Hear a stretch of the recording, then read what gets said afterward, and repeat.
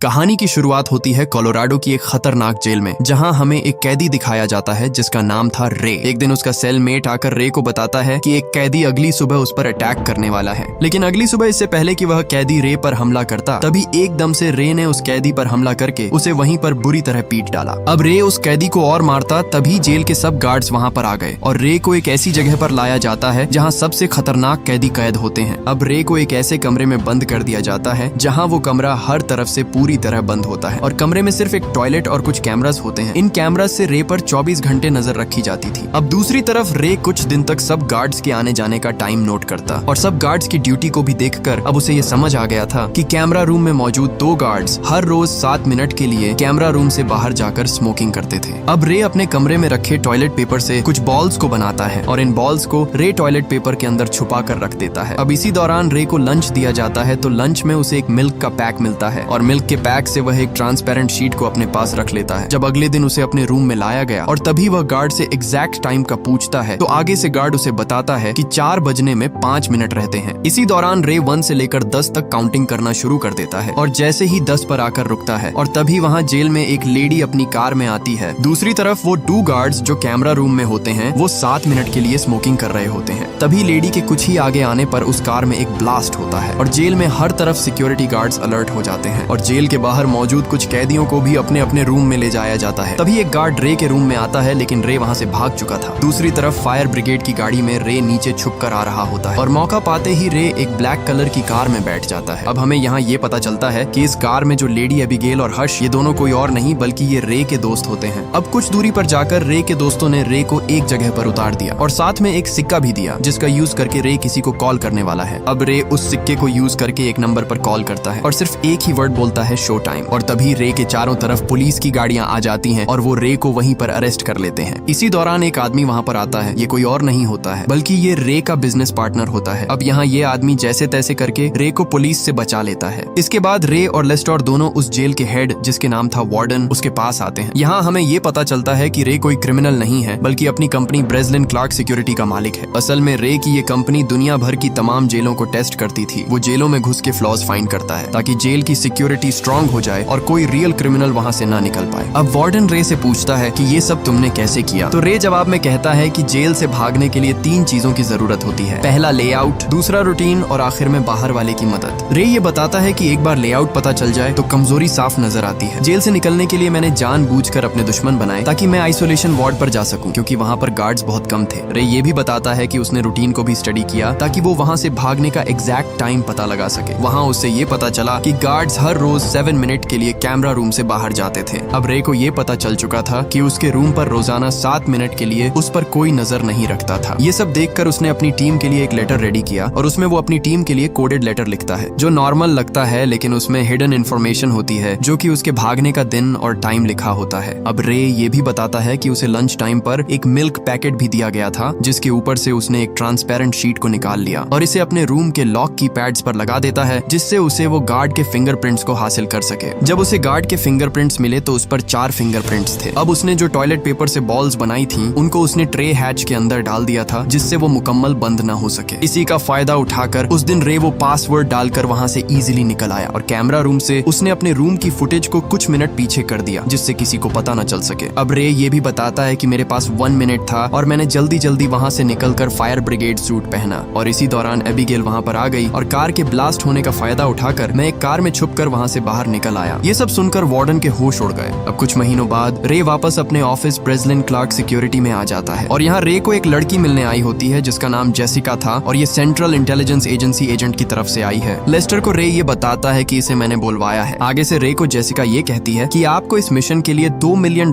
की जगह $5 मिलियन दिए जाएंगे, लेकिन रे को इस जेल की लोकेशन नहीं बताई जाएगी। पहले तो रे मना कर देता है, लेकिन लेस्टर रे को जाने के लिए राजी कर लेता है। अब रे और उसकी टीम वाले एक सिटी जिसका नाम था न्यू ऑरलीन्स वहाँ पर होते हैं। अब हर्ष रे को उसकी फेक प्रोफाइल दिखाता है जिस पर उसका नाम लिखा होता है एंथनी पोर्टोस और रे को ये भी बताया जाता है कि उसे न्यू ऑरलीन्स के एक फेडरल फैसिलिटी में भेजा जा रहा है और रे को उन बॉम्ब बनाने के क्राइम में पकड़ा गया जो इस्तेमाल किए गए पूरे यूरोप और साउथ ऑस्ट्रेलिया में हैं, वो भी पिछले 10 सालों में। यहाँ हर्ष रे को उसका एवैक्यूएशन कोड भी बताता है, जिससे वो वहाँ पर रॉजर मार्श को अपना कोड बताकर किसी भी टाइम पर वहाँ से इमरजेंसी में निकल सकता है। अब रे जाने के लिए रेडी हो जाता है और हर्ष उसकी बॉडी पर एक छोटा सा ट्रैकर भी लगा देता है, जिससे वो रे की लोकेशन को देख सके। इसी दौरान रे वहाँ पर खड़ा ही होता है कि तभी एक ब्लैक कलर की कार रे को वहाँ से उठाकर ले जाती है और वो लोग रे की बॉडी से वो ट्रैकर भी निकाल देते हैं, जिससे रे की लोकेशन का सिग्नल लॉस्ट हो जाता है। वो किडनैपर्स रे को एक इंजेक्शन भी लगा देते हैं, जिससे रे वहीं पर बेहोश हो जाता है। जब रे को होश आता है तो वो एक ग्लास कैबिन में मौजूद होता है, जहाँ हर तरफ ग्लास के कैबिन होते हैं और सब कैदी उनमें बंद किए होते हैं और इस जेल से निकलना नामुमकिन है। अब रे को वार्डन हॉब्स के पास लाया जाता है और वार्डन उसका स्वागत करता है और रे को उसका कैदी नंबर 7458 बताया जाता है। रे आगे वार्डन से पूछता है कि वार्डन मार्श कहाँ पर है, तो वार्डन हॉब्स बताता है कि यहाँ पर तो कोई भी वार्डन मार्श नहीं है। इसी दौरान रे वार्डन को अपना इवैक्यूएशन कोड बताता है ताकि वो वहाँ से निकल सके, लेकिन वार्डन ने रे को साफ साफ मना कर दिया कि तुम्हारा यहाँ से निकलना नामुमकिन है और तुम्हें अब यहीं पर रहना होगा। दूसरी तरफ रे की टीम उसकी लोकेशन पता करने की कोशिश कर रही थी, लेकिन अभी तक उसकी लोकेशन नहीं पता चल सकी। अब जब सब कैदियों का ब्रेक टाइम होता है तो रे भी अपने कैबिन से बाहर नीचे ग्राउंड में आता है और तभी वहाँ पर गार्ड्स एक कैदी को लगातार मारते जा रहे थे और यहाँ पर सब कैदियों को किसी भी टाइम पर बिना किसी जुर्म के उन पर जुल्म किया जाता था। रे ये सब देखकर थोड़ा सा डर जाता है, लेकिन तभी कुछ कैदी रे से लड़ाई करने के लिए आते हैं, लेकिन रे अपनी पावर दिखाकर उन कैदियों के लीडर को बुरी तरह पीट डालता है। इसी दौरान वहाँ पर एक कैदी आता है जिसका नाम एमिल रॉटमायर होता है। ये कैदी बाकी कैदियों को रे से दूर होने के लिए कहता है। अब रे से ये कैदी हाथ मिलाता है, लेकिन रे इनकार कर देता है। एमिल रे से कहता है कि वो एक आदमी जिसका नाम विक्टर मानहाइम है उसके लिए काम करता था और ये जेल वाले उसे ढूंढ रहे हैं, लेकिन मैंने साफ साफ इनकार कर दिया है। अब अगले दिन रे अपने कैबिन में मौजूद होता है और रे अच्छे तरीके से अपने कैबिन की जांच कर रहा होता है। दूसरी तरफ एमएल भी रे को देख रहा होता है कि रे जब से आया है जेल को बहुत बारीकी से देख रहा है। अब सब कैदियों को ब्रेक होती है तो रे वहाँ सब सिक्योरिटी गार्ड्स को देखता है, क्योंकि सभी गार्ड्स ने एक ही जैसा सूट पहना होता है और सब गार्ड्स के मुंह पर मास्क लगा होता है। जब एमिल रे के पास आता है तो वो उससे पूछता है कि क्या जानना चाहते हो, तो रे आगे से कहता है मैं उस आइसोलेशन एरिया में जाना चाहता हूँ। तभी रे उसे कहता है एहसान करने का वक्त आ गया है, तो एमिल रे पर अटैक कर देता है और दोनों में एक खतरनाक लड़ाई होती है और इसी दौरान वहाँ पर गार्ड्स आ जाते हैं और दोनों को इलेक्ट्रिक शॉक देकर वहाँ से आइसोलेशन बॉक्स में डाल देते हैं। तभी वहाँ उस बॉक्स की लाइट्स को ऑन कर दिया जाता है, जिससे रे को बहुत तकलीफ होती है। असल में ये लाइट्स हीट करती हैं, जिससे कैदियों को गर्मी से शदीद तकलीफ होती है। तभी रे वहाँ उस बॉक्स में लगे कुछ नेट्स को भी देखता है। इसी दौरान उसके पास एक डॉक्टर उसे देखने आता है और रे उससे इस जेल के बारे में पूछता है, लेकिन वो डॉक्टर रे को कुछ भी नहीं बताता। अब डॉक्टर के बाहर जाते वक्त एक गार्ड डॉक्टर से पूछता है कि रे ने तुमसे क्या पूछा, तो डॉक्टर आगे से उस गार्ड से झूठ बोल देता है कि उसने डिहाइड्रेशन के बारे में पूछा है। कुछ देर में रे और एमएल को आइसोलेशन वार्ड में से निकाल दिया जाता है और एमएल रे से पूछता है कि तुम्हें वहाँ पर कुछ मिला है कि नहीं। आगे से रे एमएल को बताता है कि मैं तुम्हें यहाँ से निकाल सकता हूँ, अगर तुम मुझे एक लोहे का टुकड़ा ला कर दो तो। आगे से एमएल भी मान जाता है और रे से कहता है कि मैं तुम्हें वो ला कर दूंगा। अब अगले दिन एमएल को वार्डन के पास लाया जाता है और वार्डन एमएल से विक्टर मानहाइम की लोकेशन के बारे में पूछता है, क्योंकि एमएल विक्टर के लिए काम करता था, लेकिन एमएल वार्डन को विक्टर के बारे में कुछ भी बताने से साफ साफ मना कर देता है, इसलिए वार्डन उसे टॉर्चर करता है। अब इससे पहले गार्ड एमएल को वहाँ से बाहर ले जाते हैं। एमएल मौका पाते ही वो लोहे का टुकड़ा अपने पास छुपा लेता है और उसी दिन एमएल रे से मिलता है और रे को वो लोहे का टुकड़ा दे देता है और एमएल रे के बारे में पूछता है तो रे उसे बताता है कि जेल तोड़ना मेरा पेशा है और अब तक मैं 14 जेल्स को तोड़कर भाग चुका हूँ और इसलिए हॉब्स ने मेरी लिखी गई बुक और एक्सपीरियंस से इस जेल को मजबूत बनाया है ताकि यहाँ से कोई भी ना निकल सके। अब रे एमएल से कहता है कि तुम्हें दोबारा आइसोलेशन में जाना होगा, लेकिन इस बार एमएल मना कर देता है और आगे से रे उसे कहता है कि अगर तुम इस जेल से निकलना चाहते हो तो मेरा ये काम करना पड़ेगा। फिर एमएल इस काम को करने के लिए मान जाता है। अब अगले दिन एमएल लंच टाइम पर जानबूझकर एक आदमी जावेद से लड़ाई करता है और वहाँ सब एक दूसरे से लड़ाई करने लग जाते हैं और तभी वहाँ पर गार्ड्स आकर सब कैदियों को अलग अलग बॉक्स में डाल देते हैं और तभी रे लाइट्स का फायदा उठाकर वहाँ से नेट खोलना शुरू कर देता है। रे सब नेट्स को एक एक करके खोल देता है और एमएल को इशारा करते ही एमएल चिल्लाना शुरू कर देता है ताकि सभी गार्ड्स का ध्यान रे पर न जा सके। अब रे वहाँ से फायदा उठाकर वहाँ से नीचे जाने लगता है और तभी कुछ नीचे आने पर रे से पानी की एक पाइपलाइन टूट गई, जिससे उस लाइन में पानी भरना शुरू हो गया। जैसे तैसे करके रे उस पाइपलाइन से बाहर आ गया और बाहर आते ही उसके होश उड़ गए, क्योंकि ये जेल किसी जमीन पर थी ही नहीं बल्कि पूरे समंदर के बीचों बीच थी। यहाँ से रे के भागने का कोई रास्ता नहीं था, इसलिए रे तुरंत वहाँ से अपने आइसोलेशन में आकर दोबारा उन नेट्स को लगा देता है जिससे किसी को शक न हो पाए। जब रे को वहाँ से निकाला जाता है तो एमिल रे से पूछता है कि काम हुआ कि नहीं। आगे से रे कहता है कि हाँ और एमिल पूछता है कि हम कहाँ पर हैं, तो वो उसे कहता है कि मुझे नहीं पता। दूसरी तरफ एबिगेल और हश लेस्टर के पास आते हैं और उसे वो चेक देते हैं जो कि फ्रीज हो चुका था और एबिगेल रे के बारे में पता करने के लिए लेस्टर से बोलती है कि रे कहाँ पर है, लेकिन लेस्टर आगे से कहता है कि मुझे कुछ नहीं पता। इधर वार्डन गार्ड से पूछता है कि गड़बड़ कहाँ पर हुई है, तो गार्ड वार्डन को बताता है कि बॉक्स 2 के नीचे। तो आगे से वार्डन कहता है कि वहाँ पर तो पोर्टोस बंद था। असल में वार्डन को ये नहीं पता होता कि ये रे है, क्योंकि वार्डन को रे की फेक आइडेंटिटी दी गई थी जिसमें उसका नाम एंथनी पोर्टोस लिखा हुआ था। जब वार्डन रे के बॉक्स में जाता है तो उसे वहाँ कुछ नेट्स मिलते हैं, जिसे देख वार्डन को शक होता है, लेकिन गार्ड वार्डन से कहता है कि ये नेट्स जंग और पानी की तेज बहाव की वजह से निकल गए हैं। तो इस बात पर वार्डन यकीन कर लेता है। अब यहाँ लेस्टर वार्डन को रे की सारी सच्चाई बता देता है कि उसका असली नाम रे है और वो अब तक 14 जेलों को तोड़कर वहाँ से निकल चुका है। लेस्टर वार्डन से कहता है कि अगर रे वहाँ से ना निकल पाया तो उस जेल से कोई भी नहीं निकल पाएगा। लेस्टर वार्डन को बताता है कि ईमेल से पता करो कि वो विक्टर मानहाइम कहाँ पर है। इस वक्त सिर्फ वही जानता है और अगर उसने हमें बता दिया तो सारी बैंक कंपनियां हमें बहुत पैसा देंगी, क्योंकि उसने एक ऐसा खतरनाक प्रोग्राम बनाया है जिससे वो सब वर्ल्ड बैंकिंग को पलट कर रख देगा। इसके बाद जेल में रे को गार्ड्स बहुत मार रहे होते हैं। अब रे को इसलिए टॉर्चर किया जा रहा होता है ताकि रे हिम्मत हार जाए और इस जेल से न भाग सके। लेकिन जेल में एमएल उसे हिम्मत देता है और कहता है तुम कर सकते हो। एमएल रे से कहता है कि हार मत मानो, इन सबको तुमने तोड़ना होगा। रे एमएल को बताता है कि पहले वो एक लॉयल था और उसने एक आदमी को जेल करवाई थी। उसने कसम खाई थी कि वो मुझसे बदला लेगा और उस आदमी ने हर दिन 3 साल तक उसी कसम के बारे में सोचा, उस जेल से बाहर जाने का रास्ता प्लान करते हुए और ये प्लान करते हुए कि वो अपनी कसम कैसे निभाएगा। और एक दिन उसने मेरे परिवार को मार डाला और उसी दिन से मैं इस काम में लगा हुआ हूँ। और ईमेल उसे कहता है कि अब तुम्हें अपने दुश्मनों से बदला लेना होगा। ईमेल रे से कहता है कि तुम्हारे पास 2 ऑप्शन है, या तो इस जेल में ही मर सकते हो या फिर मेरे साथ यहाँ से बाहर भाग सकते हो और जिन्होंने तुम्हें अंदर डाला उन्हें सजा दे सकते हो। अब ये देख रे में एक जज्बा आता है। अब रे और ईमेल दोनों वहाँ पर सब गार्ड्स की रूटीन को जानने के लिए वो उन्हें कुछ नाम देते हैं और रे ईमेल से कहता है कि सबसे पहले हमें पता करना होगा कि हम इस वक्त कहाँ पर हैं। रे ईमेल से कहता है कि ये सिर्फ डॉक्टर ही बता सकता है। इसलिए लंच के टाइम एमएल रे को एक छुरी से उसको जख्मी कर देता है, जिससे वो डॉक्टर के पास आ जाता है। अब रे डॉक्टर से पूछता है कि हम कहाँ हैं, लेकिन डॉक्टर रे को आगे से कुछ नहीं बताता है और तभी रे एकदम नीचे गिरता है और वहाँ से एक इंजेक्शन और एक पेपर अपने पास छुपा लेता है। अब लंच टाइम रे को ईमेल एक पेन देता है और रे वहाँ पर फायदा उठाकर एक मेजरिंग डिवाइस रेडी करने लग जाता है। लेकिन इसी दौरान वहाँ कैमरा रूम से वार्डन को रे पर शक हो जाता है और तभी वहाँ पर गार्ड्स आकर रे को पकड़कर वार्डन के पास ले आते हैं। यहाँ वार्डन दोबारा रे का स्वागत करता है और बताता है कि तुम्हारे बारे में हमें सब कुछ पता चल चुका है। तो आगे से रे बोलता है कि मुझे जाने दो। वार्डन रे को बताता है कि मैंने तुम्हारी ही बुक को देखकर ये जेल बनाई है और अब इस जेल से तुम नहीं भाग सकते। आगे से रे वार्डन को कहता है कि मैं तुम्हें विक्टर मानहाइम का पता बता सकता हूँ, क्योंकि ईमेल तुम्हें विक्टर के बारे में कभी भी नहीं बताएगा और तुम्हें जो चाहिए वो मैं ही दिला सकता हूँ। तभी ये सुनकर वार्डन मान जाता है और रे से कहता है कि तुम मुझे विक्टर के बारे में सब कुछ बताओ, उसका नाम, लोकेशन और इस वक्त वो कहाँ है, और जो बातें तुमने एमएल से की हैं वो सब भी मुझे बतानी होंगी, तभी मैं तुम्हें यहाँ से जाने दे सकता हूँ। आगे से रे भी डील डन कर लेता है और वापस आने के बाद रे एमएल से कहता है कि मैं तुमसे चालाकी कर रहा हूँ। रे एमएल से कहता है कि जो डिवाइस मैंने तुम्हें दी है वो डिवाइस जावेद को दे दो और उसे बताओ उस डिवाइस को कैसे यूज करना है, क्योंकि वो जावेद पर कभी भी शक नहीं करेंगे। तभी वहाँ पर एमएल जावेद के पास आता है और उससे कहता है कि अगर तुम यहाँ से भागना चाहते हो तो तुम्हें हमारा एक काम करना होगा। अब जावेद भी इस मिशन में रे के साथ मिल जाता है। अगले दिन जावेद वार्डन को ये बताता है कि एमएल और रे यहाँ से भागने की तैयारी कर रहे हैं, लेकिन जावेद वार्डन से कहता है मैं तुम्हें सब कुछ तब बताऊंगा जब तुम मेरी एक ख्वाहिश पूरी करोगे। जावेद अपनी ख्वाहिश बताता है कि मैं अपने सेल में खुले आसमान में अपने रब से दुआ करना चाहता हूँ। आगे से वार्डन भी मान जाता है। अब रात में जावेद अपने सेल में खुली रात बैठा होता है और मौके का फायदा उठाते ही वो उस डिवाइस से इस जगह की लोकेशन को मेजर करने लग जाता है। अगले दिन रे को एमएल वो पेज देता है जिस पर जावेद ने मार्क किया होता है और ये सब देखकर रे को पता चलता है कि वो मोरक्को के आसपास है। अब आगे से एमएल रे को बताता है कि मैं यहाँ पर एक आदमी को जानता हूँ, वो मेरी मदद जरूर करेगा, लेकिन दिक्कत ये थी कि वो उस आदमी तक लोकेशन कैसे पहुँचाएगा। इसलिए इस काम के लिए भी रे डॉक्टर के पास आता है और जैसे तैसे करके उसे मना लेता है। उसके बाद रे वार्डन को विक्टर मानहाइम के बारे में एक झूठी लोकेशन बता देता है, जिससे वार्डन थोड़ा खुश हो जाता है। इसी दौरान रे एमएल के पास आकर उसे बताता है हमारे पास 24 घंटे हैं, इससे पहले वार्डन को पता चल जाए कि हमने उससे सब झूठ बोला है। अब रे एमएल से पूछता है कि तुम सी ब्लॉक में किसी को जानते हो। यहाँ वार्डन को जावेद रे का झूठा प्लान बताता है और वार्डन कैमरा रूम से उस पर नजर रखता है और तभी रे वहाँ पर एक पेन से उस जगह पर कुछ कोड लिख रहा होता है। ये देख वार्डन रे की बुक को चेक करना शुरू कर देता है और वहाँ पर उसे टैप कोड टेबल मिलती है, जिसे वार्डन डिकोड करता है और उसे पता चलता है कि ये लोग सेल ब्लॉक सी से भागने वाले हैं और वार्डन उस जगह पर सिक्योरिटी को हाई कर देता है। वहीं दूसरी तरफ डॉक्टर एमिल के उस आदमी को इस जेल की पूरी लोकेशन सेंड कर देता है। इसी दौरान सेल ब्लॉक ए में रे और एमिल आ जाते हैं, क्योंकि ये तीनों सेल ब्लॉक ए से भागने वाले थे। ये उनका प्लान था ताकि सब security guard cell block C में भेज दिए जाए। अब सेल ए में जावेद, रे और एमिल तीनों सबका ध्यान भटकाने के लिए एक दूसरे से लड़ने लगते हैं और मौके का फायदा उठाकर एमिल, रे और जावेद वहाँ से ऊपर कार्गो की तरफ जाने लगते हैं। जैसे ही रे ऊपर आता है तो उसे सिक्योरिटी कैमरास मिलते हैं, जिन्हें वो वहाँ पर ही ब्लॉक कर देता है, जिससे अब वार्डन उन्हें देख नहीं सकता था। ये सब देख वार्डन पूरे कार्गो में लॉकडाउन लगा देता है, जिससे सब गेट्स बंद हो जाते हैं और रे,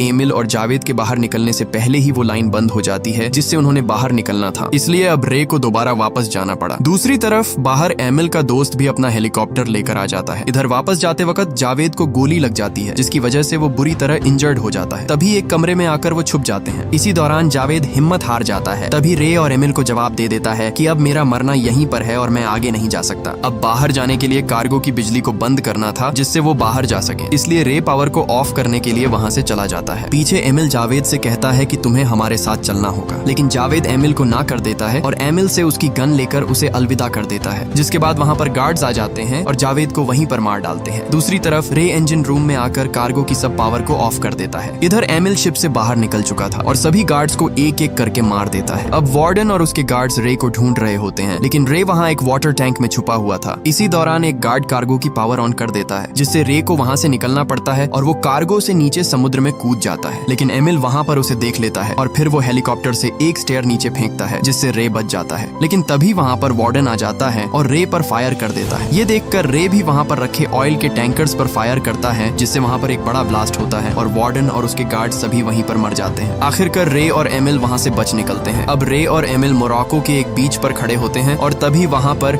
एक कार आती है और वही लड़की जिसका नाम जेसिका था, वो कार से उतरती है और रे को बताती है कि एमिल ही मनहाइम होता है, क्योंकि जेसिका को ये पता था कि उसके डैड को एक ही शख्स निकाल सकता था और वो था रे। इसलिए जेसिका ने रे को ये मिशन दिया। यहाँ रे को ये पता चलता है कि एमिल रॉटमायर एक कोड है, जिससे उसकी टीम उसका पता लगा सके कि वो कहाँ पर है। इसलिए रे को भी उसका कोड नेम एंथनी पोर्टोस दिया गया था, ताकि एमिल जेल में जान जाए कि उसे यहाँ पर उसकी बेटी ने भेजा है। इसलिए वो वहाँ एंथनी पोर्टोस का नाम सुनकर उससे दोस्ती करना चाहता था। इसी दौरान रे को ये भी पता चलता है कि उसे इस जेल की सिक्योरिटी टेस्ट करने के लिए नहीं, बल्कि एमिल को वहाँ से बाहर निकालने के लिए भेजा गया था। अब कुछ दिन बाद जब रे एबिगेल से मिलता है, तो वो रे को बताती है कि अगर रे जेल से ना निकलता तो लेस्टर को जेल का सीईओ बना दिया जाता। अब रे को पता था कि लेस्टर कहाँ पर है, इसलिए लेस्टर वहाँ से भागने की कोशिश करता है। लेकिन रे का दोस्त हश पहले से ही उसकी गाड़ी में बैठा होता है और हश उसे गाड़ी में ही बेहोश कर देता है। और जब लेस्टर को होश आता है तो वो देखता है कि उसे एक कंटेनर में बंद किया होता है और वो वहाँ चिल्लाने लगता है। लेकिन उसे वहाँ पर सुनने वाला कोई नहीं था, क्योंकि वो एक बड़े कार्गो में था और लेस्टर का वहाँ से निकलना मुश्किल है। और ये मूवी यहीं पर एंड हो जाती है। अगर ये वीडियो आपको अच्छी लगी तो इसे लाइक करें और हमारे चैनल फिल्मी नेस्ट को सब्सक्राइब कीजिएगा।